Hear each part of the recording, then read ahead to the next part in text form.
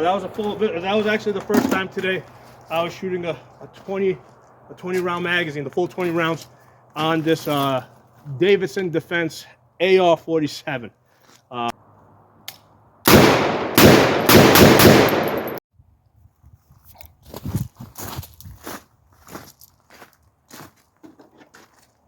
Hello everyone, welcome back.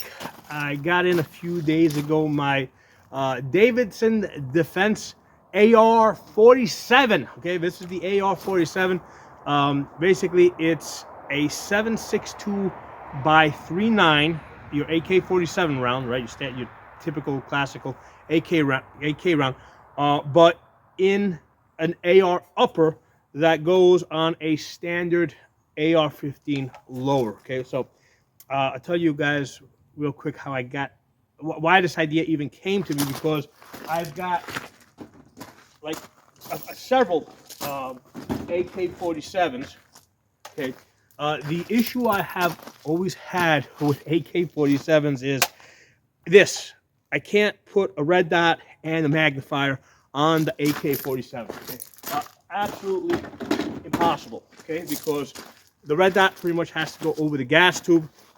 The way it works is this lower rail clamps onto the barrel, top rail clamps onto the lower rail, optic goes on top of that, and there's really no place to put an optic back here.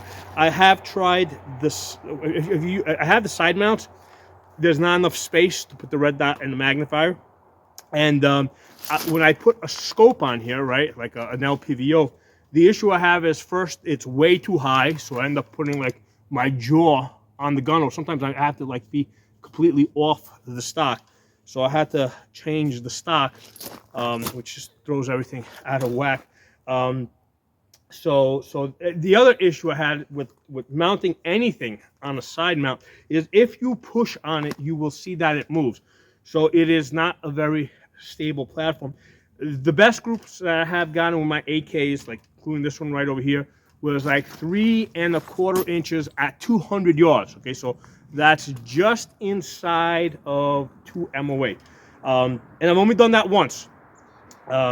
Most of the time I'm going to average like 4 MOA, and it's not the gun, it's not the barrel, it's not the ammunition, it's my ability to see the bullseye. Okay, so because at 100 yards, you know, this over here with the red dot over the gas tube is the has been the most accurate for me, but I can't put a magnifier behind it, so I am limited. So for this, it's like, it's really hard for me to get like a 2 MOA group. Okay, I can get it, but I have to shoot a bunch of times, you know, trying to hold that red dot over the red dot over the bullseye. It's hard to get. Today, with this combination, right, I was able to get like 2 MOA at 100 yards like a whole bunch of times. Okay, I was pretty much getting it as frequently as I can get it with a standard AR-15 shooting 5.56 when I'm using like cheap ass ammunition, because the ammunition that I'm using is Tula. I actually don't have it. I'm using basically this steel case ammunition, right? So I'm using Tula and I'm using Red Army Standard. I tried both of these, and right over here you can see this grouping. I shot 2 groups on here. The first group, this is where's my tape? Oh, let me get my tape. So I did this a bunch of times today. Now the weather isn't great, it's a little bit windy, but I did a 5-shot group, so I got 4 shots right here, 1.5 inches, okay, and then I think that had to be the ammunition because I didn't pull it. So this one way out here opened up the group to like 3.5 inches. So I'm going to say that was the ammo, but the thing is that you can get 4 out of 5 at 1.5 inches, okay? So that's, I think that's very combat effective. And then I did another group here. I drew another bullseye holding over here.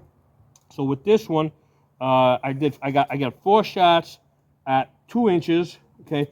And then the 5th one way out there, that opened up the group to 3 inches. So, and I'm being consistent here because I usually take the best 4 out of 5. If you go back and look at my other videos, because it just allows for you know, maybe I pulled the shot a little bit, or maybe one of the cartridges was a little bit off.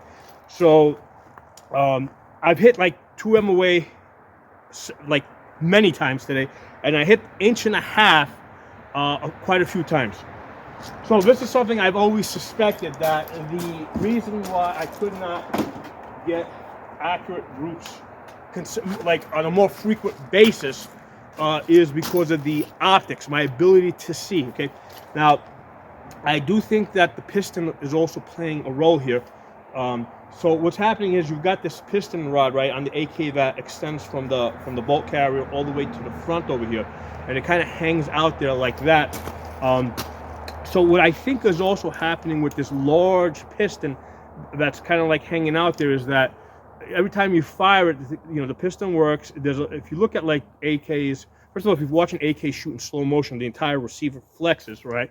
But also that piston rod is going to move, and I think that piston rod, which is going to vibrate, I guess, like doing its own thing, that might be interfering with the harmonics of the barrel. Okay, so that's also another possibility why it's harder to get those 2 MOA groups at, you know, on a frequent basis. So with this one, this is direct. This is a DI gun, direct impingement. Okay, so the gas is coming straight back. There's nothing touching the barrel, right? So this is a free-floating rail. So there's less things touching the barrel. You don't have that piston rod that's hanging out there, like vibrating, doing its own things. And plus, I have the better optics I'm able to mount on this. So this is like, it's really easy for me to get these 2 MOA groups, and I've got 1.5 inches a couple of times. I think if I work at this hard enough, with this steel case ammunition, you got to be selective. You got to find lots, like accurate lots. I'm pretty sure I'm eventually going to get a 1-inch group with this rifle. Okay, now let's talk about how well this has been working. This, first of all, like when I got this from Davidson Defense, you're not getting an assembled upper. You're getting a parts kit. Okay. Which, in my opinion, Davidson Defense doesn't do a good enough job of like spelling it out to you, right? Because like you gotta like look a little further down to see that it's a parts kit. And in the pictures, what they show you is they'll show you the upper, and they'll show you the bolt carrier, the bolt carrier group separate, and they'll show you the charging handle separate. And you're like, and they'll say, let's say assembly required. So you're looking at this picture and like, okay, so all I gotta do is put the bolt carrier and the charging handle into the upper, and I've assembled it. Okay, but that's not the case. You have to, you know, everything is separate. So you get the stripped upper receiver. You got to install the forward assist, which is pretty easy, right? One of the easiest things you can put in. You have to install the dust cover, which is also pretty easy, except that I had a problem with this, and it's because my fingers, like, just like, I was personally having a hard time getting that spring in position, okay? And that's a me problem. That's not most people, you know, if you do it enough times, it's easy enough. I haven't done it a whole bunch of times. So the dust cover is pretty easy, and then you have to put the gas tube in the gas block. Easy enough, you know, you just gotta find a way to line it up so that you can get that roll pin in there. Just be careful not to lose your roll pins, okay? So then you put the barrel on. You use the barrel nut to put it in place. Now, I have like 2 separate AR armoring wrenches, okay? And neither one of them fit this perfectly. I actually took a grinder to my armoring wrench because I had to open it up just a little bit. I finally got it open enough, but then it was slipping. So I had some issues at getting the armoring wrench to fit this so that I could properly torque it with a torque wrench. So I just kept slipping. So I just ended up just using an adjustable wrench, which I was able to get it, tighten it up. The torque specs are between 30 and 80 pounds, okay? And that is a very wide difference. So what I did is, since I couldn't quite get the armoring wrench to fit on it, I had my vise. I had a big vise. I held it with one hand, and then with the other hand, I tightened up the barrel nut. And I'm not recommending anybody do this, but I went on the assumption that, hey, you know what? Holding with the vise being loose and one arming, I'm not going to go more than 80 pounds of torque, okay? So I went on that assumption. And that's what I did with this, right? So I did not, even though I have a torque wrench, I didn't have a proper the ability to get it on this barrel nut. Most of the companies that will sell you the barrel nut and the rail, and I recommend that when you buy a rail, get it with a barrel nut, right? Because they don't always match up. Okay, so you don't want to buy a rail and then it doesn't fit onto your barrel nut. So buy the rail and the barrel nut. Now this does have the round one that basically tightens up down here. I like that one. That is the best one because the gas tube comes up over it, not through it. Because there's other styles of barrel nut, you have to time it, right? Where the gas tube is going through it. So now you gotta use barrel shims. This is a good, I mean, don't ever get one of those. Don't get a barrel nut that you have to time and use shims. With this one, there's no shims are required because the gas tube comes over the barrel nut. You just torque it down and you're done, you're good. And what you do with that is don't put Loctite or anything on that. You actually put grease, okay? So I use grease like I used to, for like this machine grease, like I use on my tractor, So I put some grease on around on the threads of the receiver where the barrel nut attaches, just so that down the road I can actually remove it and get it off easy. So you're supposed to use the opposite of Loctite. You're supposed to use grease so it doesn't like fuse together. Now some people do use Loctite. I believe that's called bedding the barrel. I got no reason to do it. Okay, the accuracy apparently is good enough. So this is good in case like I have a 16-inch barrel here down the road. Maybe I want to try, maybe I want to try a 20-inch barrel. I can just swap that in, easy enough. So yeah, I mean, so that's one of the things you gotta be careful of with Davidson Defense. When you order their uppers, right, it comes in like bits and pieces, right? You have to like literally assemble the whole thing, and you just gotta be prepared for that. Now, I was looking at Bear Creek's website because that was the other company I was considering getting this upper, getting an upper from, and Bear Creek actually had better prices, right? So, and it comes assembled, right? So it was about $20 to $30 cheaper and better prices. The thing I think Bear Creek is screwing up is the pictures on their website are horrible. The detail is horrible. So like I was like looking in bed, right? It was late at night, looking at Bear Creek, looking at Davidson Defense, and Bear Creek's really not giving me a whole bunch of information. They're not showing me pictures. So I ended up spending a whole bunch more time on Davidson's website just because it had a better website, and that's why I ended up ordering from these guys. I liked the way the rail looked. Like in hindsight, I mean, yeah, I probably should have got it from Bear Creek. I mean, just because no assembly, just $30 to $40 cheaper. I mean, but I'm happy with this. The one thing I did notice, and I sent an email out to Davidson about this, is the cases when they eject. See if I can get the mouth does have a slight bend in it. And that's with both brass, I'm sorry, with steel case and brass. Because I had some brass that I also tried out. This brass isn't necessarily any more accurate. I did other videos in the past. So you can see how it's just, the mouth is getting just a slight big bent.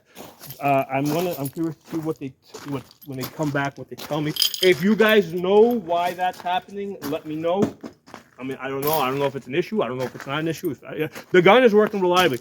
I've not had a single failure. I mean, I think I only fired about 60 rounds today. No failures. Lock back every single time. Okay. Like there was like zero problems with the gun. I just noticed that. And what I was doing, the reason why I actually shot this in both steel case and in brass is because I was looking for signs of overpressure, like the primers getting pushed out or anything like that. I was looking for signs of the case getting stretched. Okay, it's not now. I did not have a go no go gauge. Anytime you put together an upper and you put in the barrel, you're supposed to put a go or no go gauge. Okay, to make sure that there's not too much room in there and the cases aren't being overstretched. And usually, if that's the problem, what you're usually going to see is you're going to see cracks back here in the case. You're going to see case head separation. I'm looking at this. There's no sign of stress.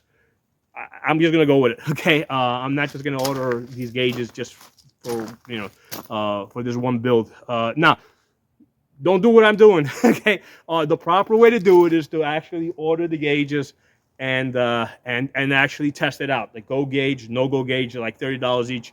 I'm like, all right, you know what, this looks good enough. I just want, but I'm curious to see what they tell me about the about the mouth getting a little bit bent over there. How is it shooting it? Okay, so we talked about the accuracy. So we're getting 1.5 to 2 inches, and I'm pretty sure that I'm gonna come back to you at some point over down the road, and I'm gonna say, hey, I hit 1 inch today. I mean, I know that because I've seen it with ARs. Like, you know, first day shooting it, the gun needs to break in a little bit. Oh, by the way, the barrel is from ELD Performance. Okay, so that's one of the good things that Davidson Defense does is they give you a detail, man. Like they will tell you like where every single component came from, and like they'll tell you that they're using a standard A2 flash hider, which came from so and so company, and they give you like a whole paragraph about the standard A2 flash hider, which I thought was very cool, and that's why like I ended up buying from them. They'll talk to you about the standard charging handle that they have, right? They'll tell you about the bolt. The bolt came from Bear Creek Arsenal. So I think the only part that Davidson Defense actually made or milled out was the upper receiver. Everything else they sourced from somewhere else. Okay. Let's talk about the magazines real quick, because there's two issues. Because I went back and I looked at AR-47 videos going back several years. There's two issues that typically come up. Number one, people have magazine problems or feeding problems. Okay, and the issue is the taper. Wait, let me get an AK round. These AK rounds have a taper, right? They taper, and that taper is what causes the AK magazine to have this curve, okay? So the issue with the AR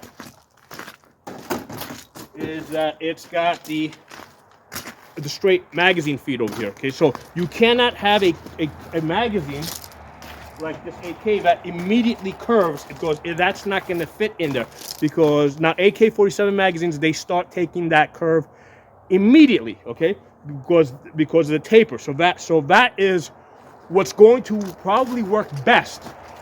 Now I really didn't consider it too much, but one of the options is to buy an AR-47 that does take AK magazines that rock in, okay? So those magazines are going to work better, and I got a shit ton of those magazines. But the issue, the bottom line is that, like, even though that I started off as an AK guy, and I've done lots of shooting with AKs, when you got an AK magazine that's particularly slow, it is really easy to miss that rocking. Okay, so even people even Russians in Russia, man, they'll miss. Occasionally, they will miss it. Okay, so I did not like the rock and lock of the AK-47, and like I said, I started off as an AK-47, guys. There's no question that AR magazines, like, you know, that feed in from the bottom, these are like way easier. These are like almost impossible to screw up. And if you look at all other guns, like even if you look at like Russian pistols, right? How do Russian pistols load? They load into the grip, you know, with a straight magazine. Okay, so that is the better way. So that's why I did not get like the Palmetto KS-47, which uses AK magazines that lock and rock, because like I said, I just don't like loading magazines that way. Now, the issue here is that you need a magazine that's straight, so it'll feed into this AR, but then has to take that curve. But in this section over here that's straight, you still have a taper, right? So you have to have a straight magazine so it'll fit into the gun. You have to have a little bit of, so what's the solution to this? So if you try using like this Lancer mag here, right? This has a no tilt follower, okay? So no matter if you push on this front or back, there's gonna be like hardly any tilt, no tilt at all. So one of the things I had considered is, hey, let me try using one of my older magazines, my older AR magazines that were like, that just before the non-tilt follower was ever invented. And the problem with that is those magazines because of that, because of the taper, like the things will turn upside down, right? You'll have bullets. It just turns into a mess. So what this is an ASC magazine, okay? So what this has, right? It has, this is a no tilt follower, but it has a little bit of a tilt, right? So there's a little bit of a tilt over there, okay, to allow a little bit of a give from there to there, where this is straight, right? To allow for a little bit of that taper, but then when it gets down there, it doesn't like turn upside down. So that's what you need in the magazine, okay? You need one that has like a little bit of that, you know, just that's non-tilting, non-tilt, but it does have a little bit of a tilt to compensate for this straight section over here. So that's what you need in a magazine. The problem is that like these are steel magazines. Unfortunately, like PMag doesn't make any magazines for the AR-47. So the problem with these magazines is if you drop these on their feed lips, they're gonna get bent, maybe just a little bit, maybe you can't even see it, and you're gonna have feeding problems. Okay, so that's the problem with these magazines, and this is the reason why ARs like 20 years ago were considered not reliable. We didn't realize it at the time, but the problem was with the magazine lips getting bent, and we couldn't even see them. The solution was the PMag, right? Because the PMags, they're either broken or they're not broken. Okay, you know, if they, you know, so they're very easy to see if they're broken. So that's the issue that we have with these type of magazines. We're back to the era of steel magazines, where if you drop these on their feed lips, especially if the magazine's loaded, you're gonna have issues. Okay. Now this is a 20 rounder, and I got like 3 20-round magazines. The reason I got that is, hey, you know what? Let me go with the small ones. More people have said that these are reliable versus the 30 ones. I'll get some 30 ones too, but I wanted to start off with something like I wanted to eliminate any possible problems. Okay, so start off with the 20 rounders. I got 3 of those, no issues whatsoever today. Now the other issue that people would have, or I have seen people have with their AR-47s, is just they're undergassed. Okay, so this is something I was trying to figure out. Like, why would an AK-47 round, which is bigger and more powerful, because you're putting it into the same lower, right? So you got the same buffer weight back here. So why could it be possibly creating that kind of problem? So what I did is I looked up, because now when I got this in pieces, so I looked at the porthole in the barrel, which was about a little bit smaller than an 1/8, okay? And I looked at the porthole on my 5.56, which is like 1/16. So that one has this one actually has a bigger porthole, right? Than and these are, I'm comparing carbine length to carbine length here. So why does this have a 1/8? But then I also looked at, because one of the things that I was considering was putting in an adjustable gas block that I had. So I looked at the hole in the adjustable gas block, which was off of a 308 gun, right, an AR-10, and that was also small too. So this one has a much bigger hole in the gas block. So like I said, this one was the porthole was even bigger than an 1/8, right?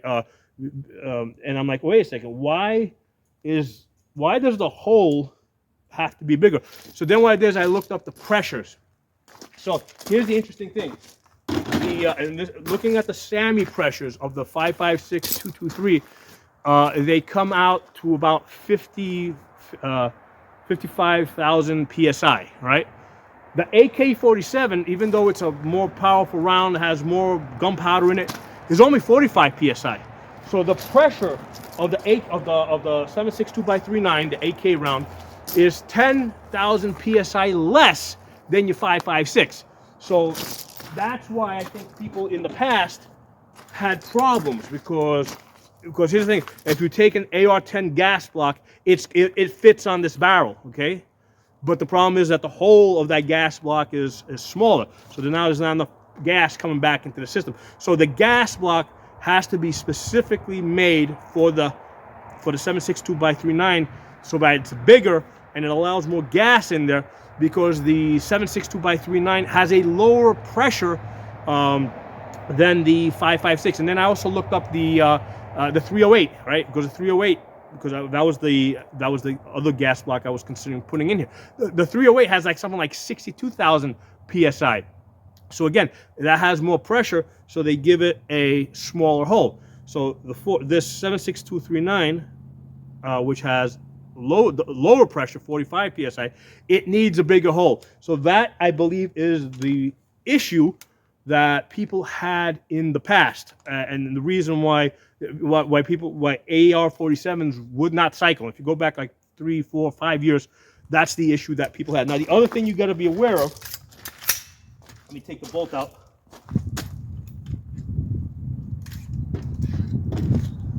Okay, so the size of the bolt carrier is the same. The size of the bolt is the same. So I was able to use the same block, the same barrel extension vise in order to torque the barrel and to also get the muzzle, the flash hider on it, is the same, because this bolt is the same size, but because the cartridge is of the 7.62 is fatter in the back, they had to basically carve out this area here, so there's less wall around the edge of the bolt. So that's a place where you have to look and make sure that this doesn't crack. This is something that they've been aware of for a few years now.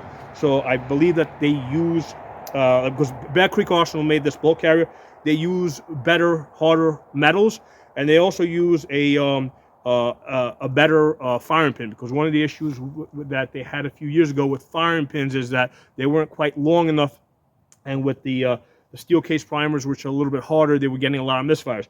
So they have so this comes with the enhanced firing pin. Okay, so that's what you need in order to have a reliable AR-47. Okay? Let me put this back together and let's fire a few rounds.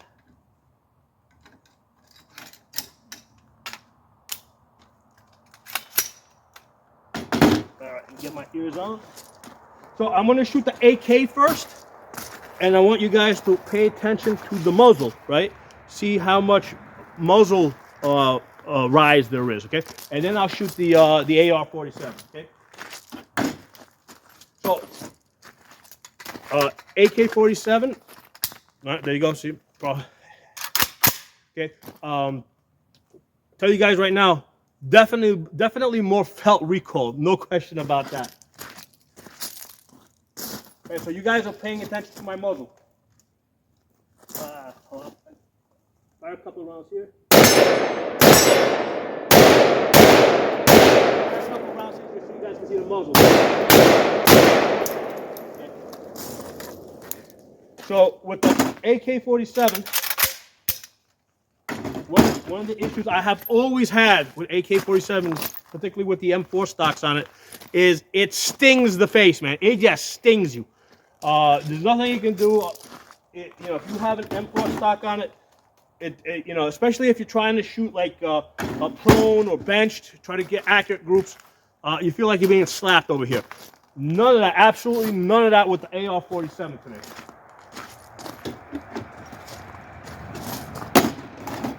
So, and the nice thing about this AR-47, you can lock the gun open, okay, and you can lock and load. It also locks open on the last round, so that's really cool.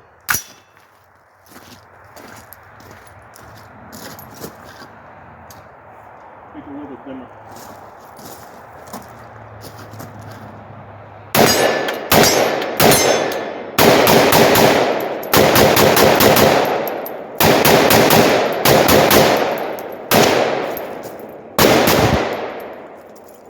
So that was a full bit. That was actually the first time today I was shooting a 20 round magazine, the full 20 rounds on this Davidson Defense AR-47. I'm absolutely loving it. That's probably from the bolt when I was holding the bolt before.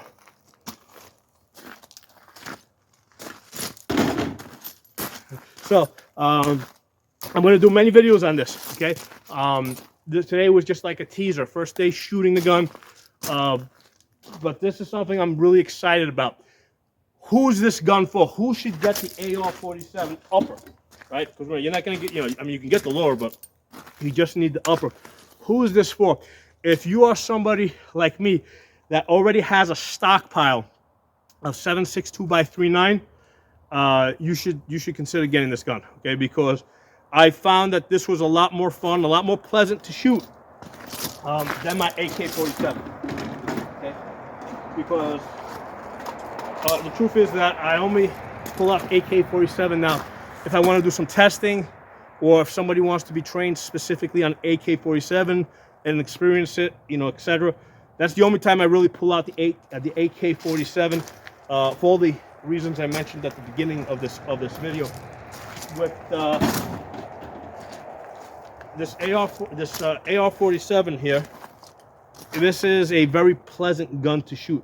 I really enjoyed it, and I'm going to be using up a lot of that 7.62x3.9 ammo on this gun. So this is the people I would recommend this gun for. Okay, if you already have a stockpile of 7.62x3.9, if you don't, I would say stick to 5.56, or consider going to the 6.5 Grendel, which is something that I'm probably going to be doing also in the coming year.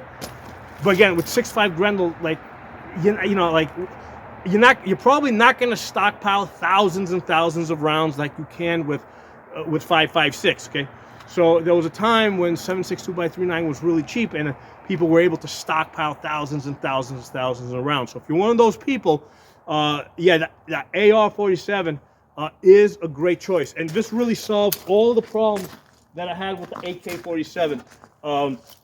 Magazines go in nice and easy. I'm able to put a magnifier behind my red dot, and the one I have here has a bullet drop compensator on it. This is the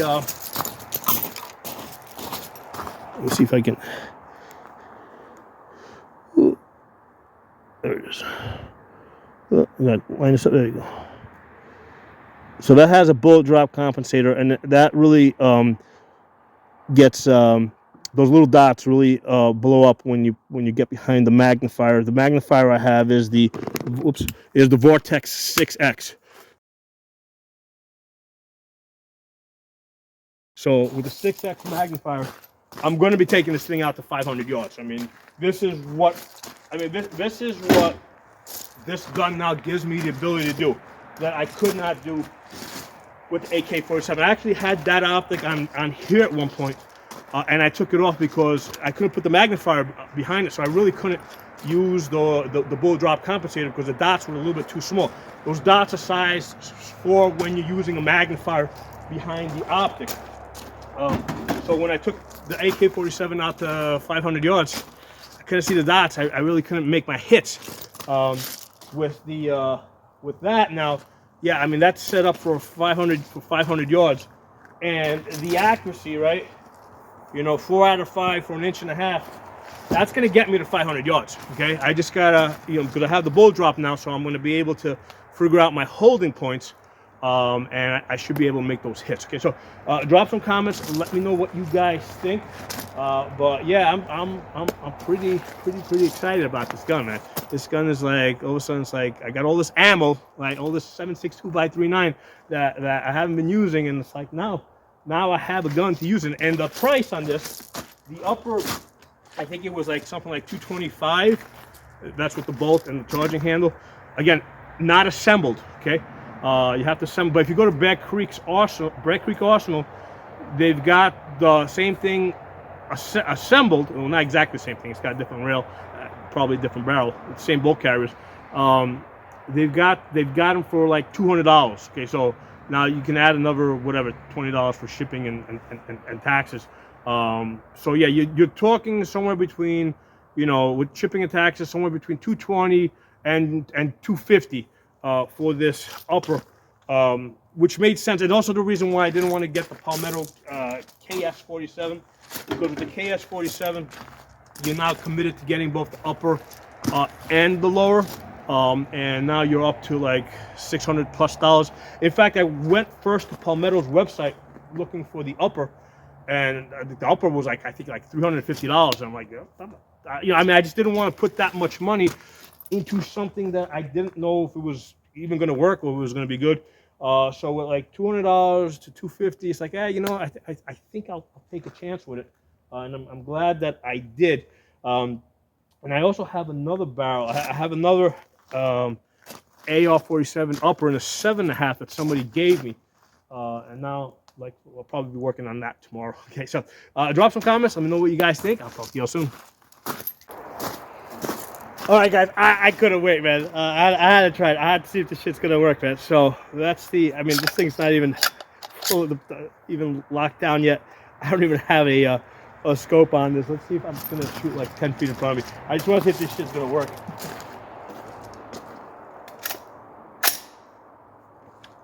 All right, here we go, guys. First shots. Yeah, it works. Oh yeah, baby. I'm gonna have some fun tomorrow with this. And I gotta tell you guys both. I don't think I mentioned this before, but the felt recoil. By the way, and we also got lock back too. So guns are working great, man. Okay, the lock back. I don't even have a the flash hider on there yet. I've ordered a can that's gonna go on top of this. But the felt recoil on both of these AR-47s is less than the AK-47. I don't feel that face slapping. I mean, the recoil obviously goes straight back, but there's just something there. Just the way it vibrates, I always feel a face slap with the AK-47, and it might just be that, you know, these AKs were not designed to take an M4 stock. They were designed to take that big wooden stock, okay, or one of those folding stocks or whatever. I mean, I have one that has the underfolder, and I always hated that. It just, I like the M4 stocks. I mean, I think that works great. I never really cared so much about the side folders. I mean, I just didn't see the value in it. I